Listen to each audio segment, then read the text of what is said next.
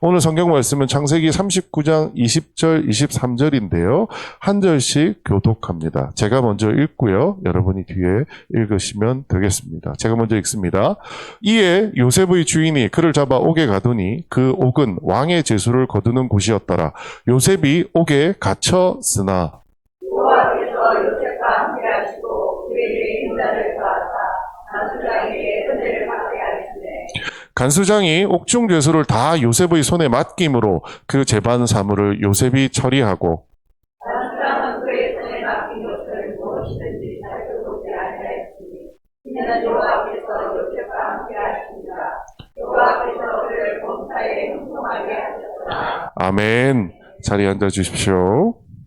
감사합니다. 저희는 1월 달에 꿈꾸는 자가 오는도다 라는 제목으로 요셉이라는 인물의 이야기를 가지고 말씀을 나누고 있습니다.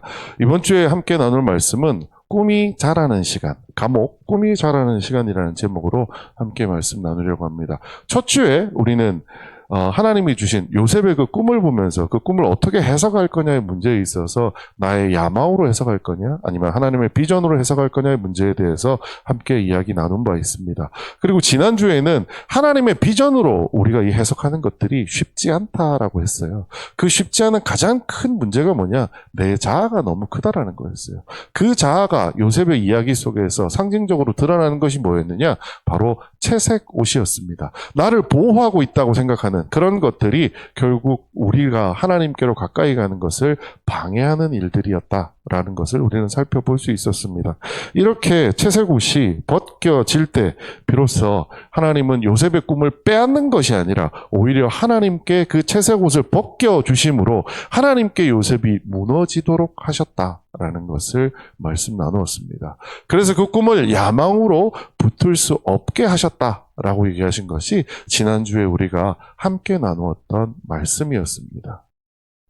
여러분, 지난주 말씀 들었더니 어떤 분은 말씀이 너무 좋아가지고 오후에까지 한 번 더 들었어요. 이런 분 계시더라고요. 유독 지난주에 인터넷에서 몇 분 들으신 분들이 평소보다 좀 많았어요. 은혜가 되셨나요? 그런데요, 한번 생각해야 될 문제는 채색 옷이 벗겨졌습니다. 채색 옷이 벗겨진 오늘 우리가 본문에서 읽은 요셉은 어디에 있나요? 요셉은 감옥에 있습니다. 채색 옷이 벗겨지면 우리의 문제가 다 해결될 것처럼 지난주는 생각하실 수 있었어요. 하지만 그게 끝이 아니다라고 하는 것을 오늘 우리는 알 수 있습니다. 채색 옷이 벗겨진 다음에 우리에게는 어떤 일이 일어날까요? 지난주에 혹은 우리가 또 깨닫는 과정을 통해서 우리가 가지고 있었던 불필요한 하나님께 다가가는데 불필요했던 채색 옷들을 발견하고 그 옷들을 내가 스스로 벗거나 혹은 하나님께서 그것을 벗겨주시는 경험을 하고 나면 우리는 이렇게 생각합니다. 하나님 이제 진짜 알겠어요. 나 하나님만 붙잡고 살 거예요 라고 이야기하면 내 인생이 행복해지고 즐거워질 거라고 생각하기 쉽습니다. 그런데 실제 요셉에게는 어떤 일이 일어나는지 한번 보시죠. 이에 요셉의 주인이 그를 잡아 옥에 가두니 그 옥은 왕의 죄수를 가두는 곳이었더라. 요셉이 옥에 갇혔으나 여러분 대부분 요셉의 이야기 잘 아실 겁니다. 근데 혹시 성경에 익숙하지 않은 분도 계실 수 있을 것 같아서 잠깐 설명을 드리자면 채색 옷이 형들에 의해서 벗겨진 요셉은 상인에게 노예 상인에게 팔려가게 됩니다. 팔려가서 뭐로 팔려가느냐? 노예로 팔려갑니다. 노예로 팔려가기를 누구한테 팔려가느냐? 그 당시 바로 왕의 군대 장관 요즘 말로 치면 경호대장 정도라고 생각하시면 됩니다. 경호대장 정도인 보디발이라는 사람 집에 노예로 팔려갑니다. 그런데 이 집에서 너무 일을 잘한 거예요. 그랬더니 보디발이라는 사람이 요셉을 자기 집의 모든 사물을 담당하는 총무의 자리로 요셉을 올리는 것을 볼 수 있습니다. 그러고 보니까 요셉 입장에서는 노예였는데 그 노예로서 그 집에서 일을 잘하니까 너무 잘된 것처럼 느껴지기 쉽지 않나요? 그런데 보디발의 아내가 요셉을 유혹합니다. 근데 요셉은 유혹에 넘어가지 않습니다. 그랬더니 보디발의 아내가 요셉에게 요즘 말로 무고죄라고 하죠. 사실은 요셉이 보디발의 아내를 겁탈한 적이 없는데 그랬다라고 거짓말을 함으로써 오늘 이 일이 벌어진 겁니다. 요셉의 주인이 그를 잡아 어디에 가둬요? 옥에 가두었다고 얘기합니다. 그 옥이 왕의 죄수를 가두는 곳이었다라고 이야기합니다. 여러분 생각해 보면은요. 요셉에게 채색 옷이 벗겨진 다음에 요셉이 현재 어디에 가 있어요? 감옥에 가 있습니다. 여러분 어떻게 생각하세요? 내가 분명히 하나님과의 관계가 더 잘 되기 위해서 채색 옷이 벗겨졌는데 혹은 내가 채색 옷을 벗었는데 왜 내가 있는 곳이 감옥이지? 라는 생각을 하게 될 수 있습니다. 여러분 예수 믿고 은혜 받으셨을 때 여러분 어떠셨어요? 은혜 받았더니 그 다음부터 모든 인생이 너무너무 행복해지던가요? 사실 아니지 않던가요? 은혜 받아서 뭔가 병고침 받아서 내가 하나님을 믿기로 시작했다. 교회 나와서 기도한다 라고 하지만 실제 우리 마음은 어때요? 그때부터가 진짜 고난의 시작 아니던가요?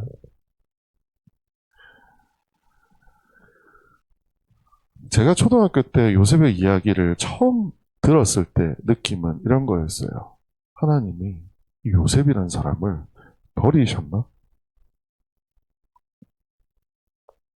하나님이 요셉을 버리셨나? 라는 생각을 하게 되었습니다. 여러분은 어떠세요? 여러분이 신앙생활하면서 하나님이 나를 버리셨나? 라고 생각할 때 있지 않으세요? 나는 분명히 예수 잘 믿겠다고 이런 일 저런 일 잘 했어요. 그런데 갑자기 내가 상상치도 못했던 말도 안 되는 일이 나에게 벌어지는 거예요. 내가 아파요. 내 가족의 누군가가 아파요. 내가 생각지도 못했던 사업에서 사고가 터져요.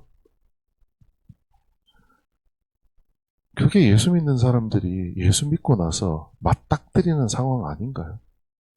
물론 저는 그렇게 되라고 말씀드리는 게 아니고요. 실제 여러분 대부분이 그런 경험들 하셨을 겁니다.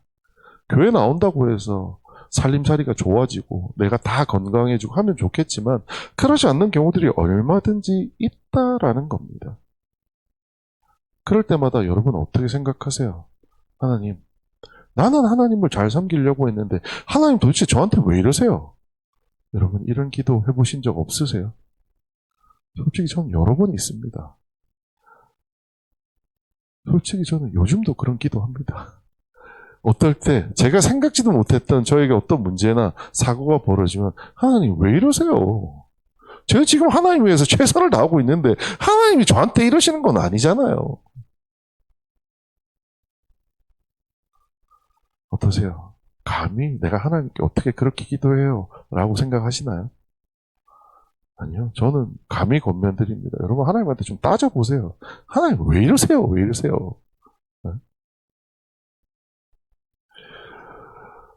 오늘 말씀에 묵상을 하다가 여러분 뭐 이미 어떤 분들은 알고 계실 거고 저는 새롭게라기보다는 다시 한번 이 말씀을 새롭게 묵상하게 된 게 이거였습니다. 이에 요셉의 주인이 그를 잡아 옥에 가두니 라고 되어 있습니다. 저는 요셉 입장에서 억울한 생각만 했어요. 어떻게 나는 실제로 보디발의 아내를 안 했어요. 겁탈한 적이. 그리고 심지어 보디발의 아내가 자기를 유혹할 때도 철저하게 거부하는 내용이 성경에 나옵니다. 그런 요셉에게 도대체 이게 무슨 일이에요? 그런데 이번에 말씀을 묵상을 하다가 갑자기 제 마음에 요셉의 관점이 아닌 보디발의 관점에서 이 사건을 보게 된 거예요.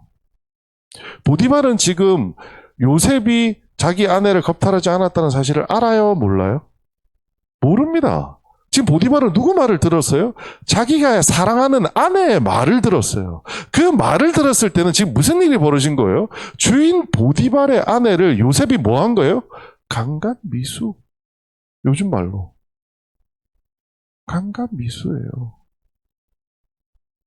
여러분 보디발이라는 사람, 우리는 그냥 보디발이라고 적어놨으니까 그런가 보다. 군대 장관이라고 적었으니까 그런가 보다. 이렇게 생각하시죠? 이 시절에는 노예의 생사 여탈권을 누가 가지고 있어요? 주인이 갖고 있습니다.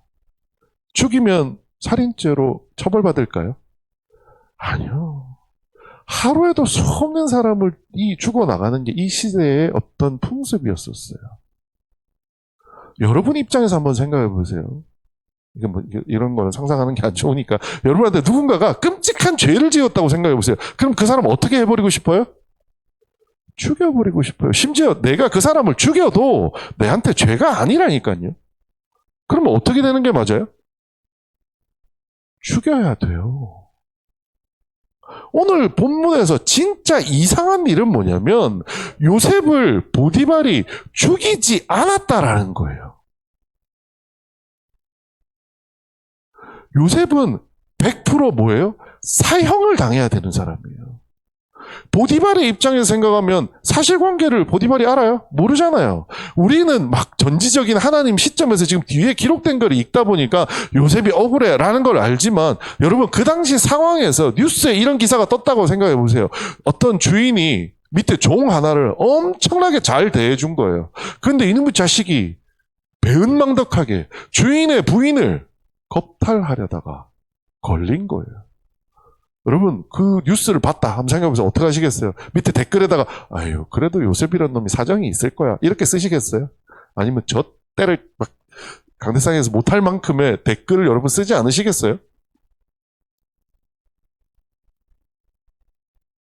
저는 이 본문을 요셉의 입장에서 이제까지 계속 읽었어요.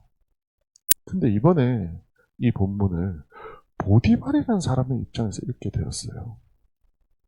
그랬더니 지금 요셉의 상황이 불행이에요? 다행이에요? 이게 불행이 아니라 다행이라는 생각이 드는 거예요. 감옥은 요셉이 하나님께로부터 버려져서 간 곳일까요? 아니면 하나님이 요셉을 지키시기 위해서 이 감옥에다 놓으신 걸까요? 이 감옥은 하나님이 요셉을 벌하기 위해서 던져놓은 것이 아니라 요셉을 지키시기 위하여 둔 자리라는 거예요. 이 감옥이 뭐예요? 보존의 자리라는 거예요. 하나님의 자녀로 하나님의 꿈을 이루어 가는데 요셉을 잠시 그 자리에 숨겨둔 것이라는 거예요. 우리는 뒤에 얘기도 알고 있습니다. 결국 이 감옥에 갔기 때문에 요셉이 뭐가 돼요? 총리 대신이 됩니다. 여러분 우리에게는 끔찍한 일들, 답답한 일들, 이해할 수 없는 일들이 채색옷이 벗겨진 뒤에도 나타납니다. 그럴 때마다 우리는 하나님께 기도해야 돼요. 여러분 원망도 하세요. 저 원망합니다. 하나님 왜 이러세요 나한테. 이게 말이 돼요. 이만큼 여기까지 내가 이렇게까지 부충성했는데 나한테 이런 일이 생긴다고요? 하나님 저한테 알려주세요. 지금 네가 있는 그 자리가 내가 널 버린 자리가 아니라 너를 보호하고 보존하는 자리라고 말씀해 주시는 음성을 저는 듣게 되었습니다. 여러분 지금 어떤 자리에 있으세요? 사람의 인간적인 관점에서 볼 때는 싫고 끔찍하고 어려운 자리에 계신 분들께 저는 위로의 말씀을 드립니다만 곰곰이 한번 생각해 보시죠. 하나님이 우리를 왜 그 자리에 보내셨을까요? 두 번째 얘기입니다. 오늘 본문에 이렇게 나옵니다. 여호와께서 요셉과 어떻게 하셨다고요? 함께 하시고 그에게 인자를 더하사 간수장에게 은혜 받게 하심에. 이 말씀은 저는 어렸을 때 읽을 때는 이 말씀을 주의 깊게 읽지 않았어요. 최근 들어서 이 말씀을 읽고서는 좀 화가 나더라고요. 아니 하나님 함께 계셔가지고 요셉을 간 데가 감옥이에요? 하나님이 기껏 함께 하셔가지고 요셉이 간 데가 감옥이에요? 짜증이 나고 화가 났어요. 근데 그 앞에 이야기는 더 웃깁니다. 사실 여호와께서 요셉과 함께 하심으로라는 구절이 두 군데 나옵니다. 사실 뒤에까지 가면 여러 번 나오는데 오늘 주목하는 구절은 두 개입니다. 첫 번째는 감옥에 갇히게 된 요셉을 언급할 때 성경은 여호와께서 요셉과 함께 하셨다고 나와요. 또 하나가 언제 나오냐? 그 앞에 보디발 집에 끌려가서 살고 있는 요셉을 언급할 때 나옵니다. 여호와께서 요셉과 함께 하심으로 그가 형통한 자가 되어 그의 주인 애굽 사람의 집에 있으니 채색옷이 벗겨진 뒤에 노예 상인에게 팔려간 요셉이 보디발의 집에 노예로 끌려갑니다. 근데 거기에서 뭐라고 하느냐? 노예로 끌려간 요셉과 여호와께서 함께 하셨다라는 거예요. 뭐 그럴 수 있죠. 뭐 저 군대 가서도 그 끔찍한 군대에서도 여호와께서 함께 하시니라고 생각을 했으니까요.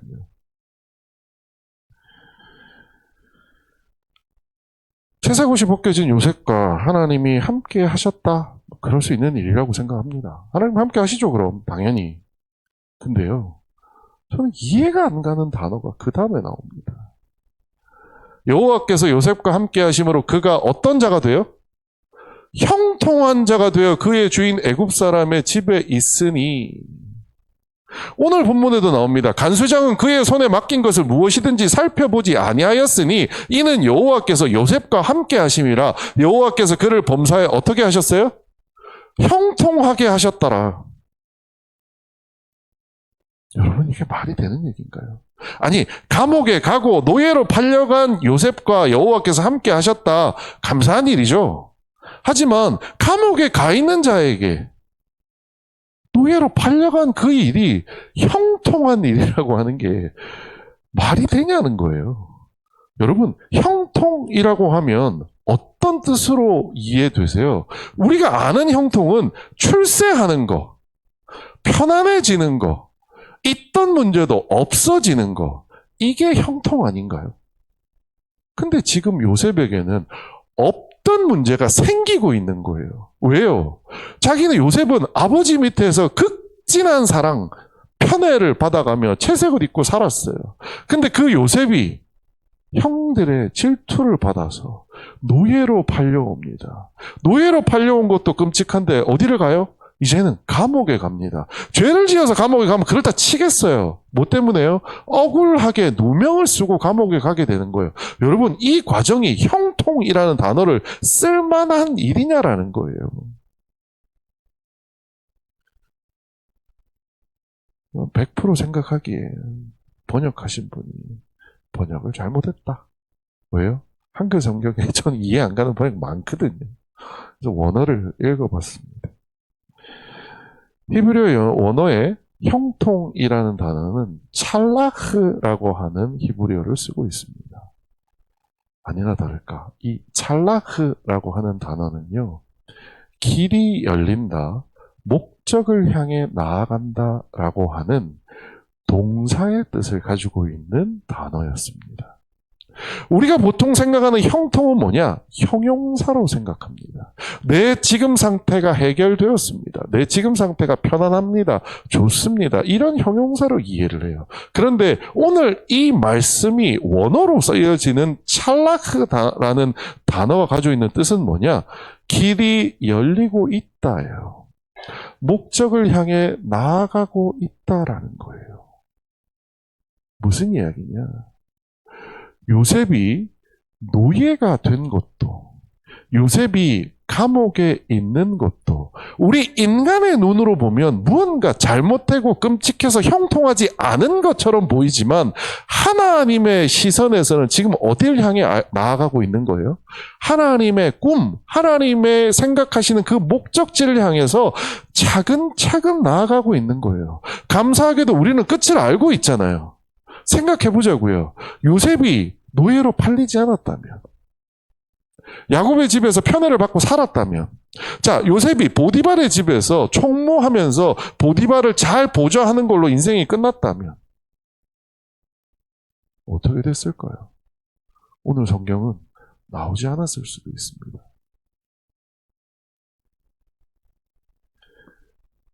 우리는 이 형통이라는 단어에 대해서 성경적인 재해석이 필요합니다.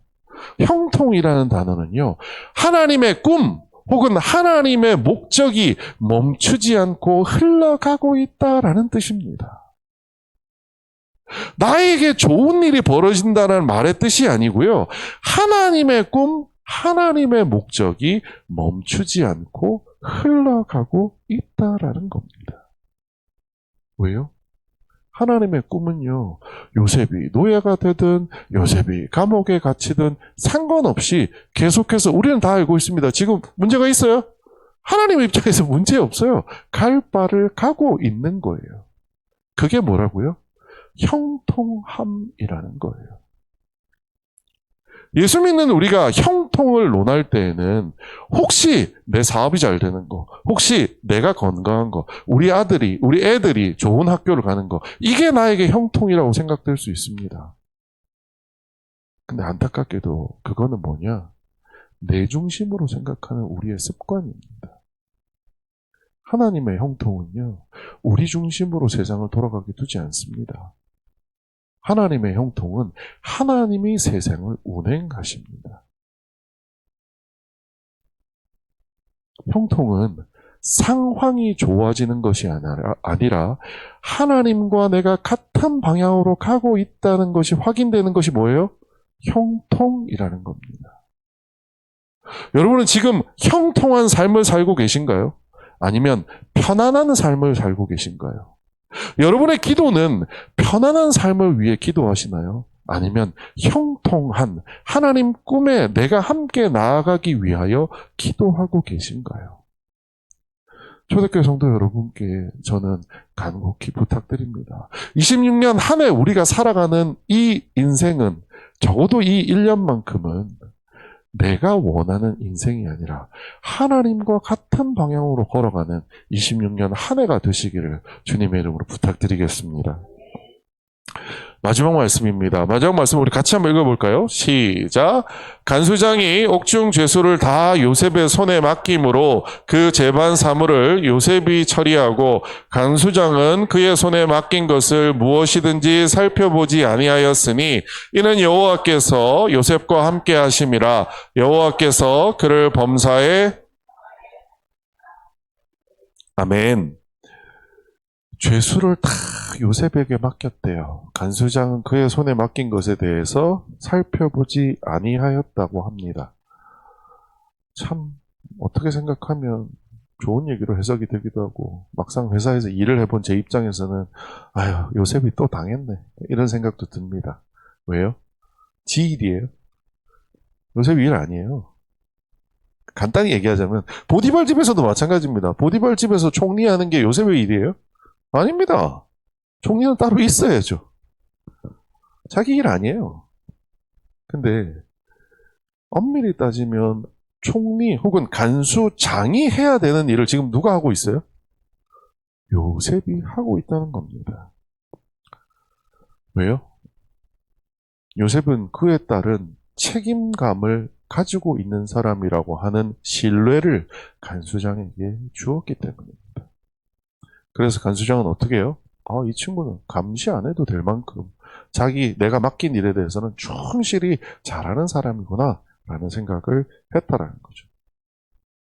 근데 잘 생각해 보시면은요, 요셉이 보디발 집에서도 마찬가지고 감옥에서도 마찬가지고 무슨 역할을 했다고 해요? 총무입니다. 리더의 역할을 한 거라고 얘기가 나와요. 근데 가만히 한번 생각해 보시죠. 노예들 사이에서 최고의 노예다. 그러면 우리나라 옛날 마름이라고 하나요? 그 소작농들을 그 땅 주인이 괴롭히는 게 아니라 그 가운데 있는 마름이 괴롭혔다라고 하잖아요. 그래서 마치 요셉이 그런 역할을 했을 거라고 상상하시는 분들이 많으실 거예요. 그래서 모든 노예들 머리 위에 조금 주인과 바로 밑에 있는 계급을 가졌을 거라고 생각하시기 쉬운데요. 아닙니다. 요셉도 한 명의 그냥 노예일 뿐입니다. 요셉도 죄수 중에 한 명일 뿐이에요. 그러면 그 같은 신분인 죄수 중에서 노예가 이런 책임과 신뢰를 얻으려면 같은 노예 신분인 보디발 집에서 이러한 것을 자기가 주인으로부터 간수장으로부터 이런 신뢰를 얻으려면 어떻게 했을까요?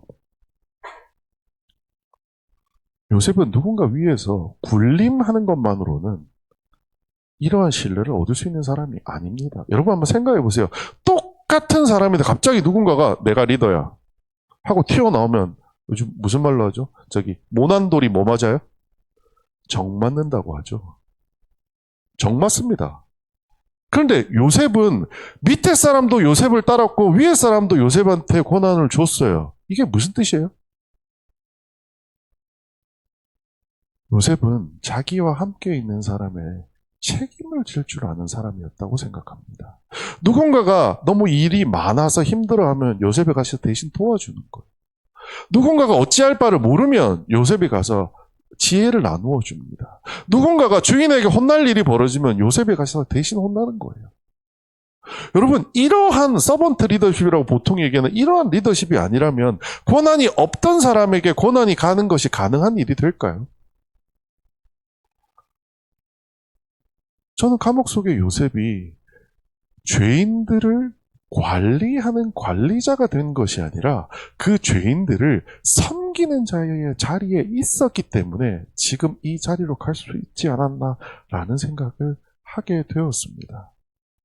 여러분, 조직생활 해보신 분들은 다 아실 거예요. 갑자기 누군가가 리더가 됩니다. 그럼 어떻게 돼요? 정 맞아요. 근데 누가 봐도 제가 진급하는 것에 대해서 인정하는 사람들 여러분 보신 적 있지 않나요? 저도 있습니다. 제 주변에 같은 동기인데 한 친구가 제일 먼저 승진을 한 친구가 있어요. 근데 우리 모두가 아무도 반대 안 했어요. 왜요? 그럴만했어요. 밑에 있는 친구들한테도 잘했고 위에도 잘했고 원만한 리더십을 가진 친구였어요. 저는 요셉도 그러한 인물이었기 때문에 가능했다고 생각합니다. 그런데 우리 가만히 한번 생각해 보시죠. 우리가 알고 있던 요셉은 어떤 인물이에요? 채색 옷 입고요. 편애받아서 천하의 내 위에 10명의 형이 있어도 그 10명의 형을 무시하던 사람이었어요. 그 사람이 어디로 갔더니? 노예로 갔더니. 그 사람이 감옥에 갔더니 어떻게 됐어요? 누군가를 섬길 줄 아는 자리로 사람으로 바뀌게 되었다라는 겁니다. 교만한 요셉이요. 이 시간들을 통하여 섬기는 자로 거듭나게 되더라는 겁니다. 뭐가 된 거예요? 진정한 리더의 자리로 올라가게 되었다는 겁니다. 저는 요셉이 감옥에 있는 시절을 보면서 하나님이 요셉을 썩혀두는 시절이라고 어렸을 때는 생각했습니다. 그래서 나중에 짜잔 하고 하나님이 요셉을 그 총리 대신으로 세워주시는 거라고 생각했어요. 그런데요, 말씀을 다시 읽어보니 그게 아닙니다. 이 시간은 뭐냐? 요셉을 자라게 하는 시간이었다라는 겁니다. 여러분, 지금 힘든 시간을 지나가고 있다면요, 죄송한 말씀입니다만 맞는 겁니다. 그게 잘하고 있는 겁니다. 왜요? 하나님이 나를 자라게 하시기 위해서 나를 감옥 속에도 나를 노예로도 팔리는 것을 내버려 두고 있으시기 때문입니다. 그 자리에서 신세한탄하고 있고 그 자리에서 답답하다라고 하나님 여기서 벗어나게 기도해달라고 하는 것을 하나님이 원하지 않으십니다. 하나님이 원하는 건 뭐예요? 진짜 리더로 자라나라는 겁니다. 우리가 예수 믿는 궁극적인 목적이 뭐라고요? 예수님까지, 예수님처럼 우리의 인격이 변화되는 겁니다. 저 사람이라면 천국 가도 나도 그 천국에 있으면 좋겠다라고 생각될 만큼 우리의 인격이 바뀌는 것이 하나님이 원하시는 거라는 겁니다. 하나님은 우리의 꿈을 빨리 이루어 주시는 것이 아니라 그 꿈을 이루려고 하는 도구로서 나를 그 꿈을 감당할 사람으로 먼저 만들어 주시는 것이 하나님이라는 겁니다. 하나님은 여러분 마음속에, 여러분 인생에 하나님의 꿈을 주셨다라고 저는 생각합니다. 그리고 이 인생이 이렇게 힘들고 어려운 시간이 필요한 이유는 우리가 그 꿈에 걸맞는 사람으로 자라야 하기 때문이라고 생각합니다. 그래서 저는 감히 말씀드립니다. 감옥은 멈춤이 아니라 자람의 시간이라는 겁니다. 채석옷이 벗겨지고 감옥에 보내어졌습니다. 하나님이 나를 버리셨나? 꿈을 포기하신 건가? 라는 생각이 우리는 들기 쉽습니다. 하지만 하나님의 꿈은 여전히 형통합니다. 왜냐하면 그 끔찍한 감옥을 통해 그 꿈을 이룰 누가요? 내가 잘하고 있기 때문입니다. 넬슨 만델라라고 남아공이라고 하는 곳에 흑인들의 인권을 위해 뛰었던 사람이 있습니다. 넬슨 만델라는 27년이라는 시간을 감옥에 갇혀서 옥살이를 했다고 합니다. 근데 그 넬슨 만델라가 27년 만에 옥에 나오면서 한 인터뷰가 저는 마음을 울리는 것 같았습니다. 나는 감옥에서 나올 때 한 가지 사실을 분명히 알았다. 만일 내가 중오를 품은 채 그 문을 나섰다면 나는 여전히 감옥에 갇힌 사람이었을 것이다. 넬슨 만델라는 감옥에서 무엇을 배웠느냐? 내 원수도 사랑하는 방법을 배웠다는 겁니다. 그래서 그는 그 감옥에 나와서 다시 남아공 전체에 최초의 흑인 대통령이 된 자리에까지 나아갈 수 있게 되었다라는 거죠. 여러분, 우리는 어떤가요? 저는 올해 1인 1봉사 하자라고 말씀드렸습니다. 여러분, 그 자리요, 쉬운 자리 아닙니다. 가보시면은요, 일도 일이지만 사람이 정말 힘드실 겁니다. 우리 옆에서 예배 드리기 전에 함께 인사드리고, 와, 반가워요 얘기할 때는 정말 친하고 좋은 사람이었는데, 봉사의 자리에 가서 이 사람을 딱 만나면, 내가 알던 사람이 맞나? 생각 드실 겁니다. 그 생각이 드실 때마다 이렇게 생각하시면 됩니다. 내가 잘 왔구나. 왜요? 거기가 감옥입니다. 거기가 보디발의 집입니다. 하나님이 우리를 보디발의 집과 감옥에 보내신 이유가 뭐예요? 하나님의 꿈에 걸맞는 우리로 바꿔주시기 위해서입니다. 여러분, 그런 봉사의 자리에서 여러분이 하나님의 꿈에 걸맞는 사람으로 거듭나 자라나는 일이 있는 26년이 되기를 주님의 이름으로 부탁드리겠습니다. 기도하겠습니다. 지금은 우리 주 예수 그리스도의 은혜와 하나님 아버지의 크신 사랑과 성령님의 감동 감화하심과 충만하심이 오늘도 하나님 앞에 말씀 듣고 말씀대로 생활하며 말씀대로 복을 받을 수 있는 저희 머리들 위에 예수 그리스도의 보혈의 피로 값주고 세우신 초대교회 위에 오늘도 아버지 선교 현장에 나아가서 복음을 함께 전하는 모든 선교사들과 가족들과 함께하는 성도들 위에 그리고 우리가 기도하는 나라 민족 위에 영원토록 함께 계시옵기를 간절히 축원하옵나이다. 아멘.